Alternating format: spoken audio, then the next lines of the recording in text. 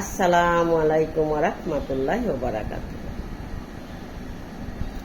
অনুতাপ করেছি, ভয়ে ভীতে আছি, পাবো না সাফায়াত আমি তো আপনার, পাবো না সাফায়াত আমি তো আপনার।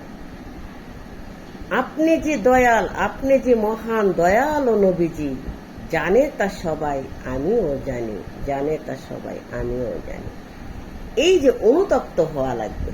আল্লাহ বলেছে যে তোমরা অন্যায় করে ফেলছো, শয়তানের অস্পৃশ্যতায় করেছ, রিপুর তাড়নায় করেছ, জগতের মায়ায় করেছ, কিন্তু তোমরা আমার কাছে অনুশোচনা করো, কাঁদো, মাপ চাও, তওবা করো, তাহলে তোমাদেরকে আমি মাফ করে দিব।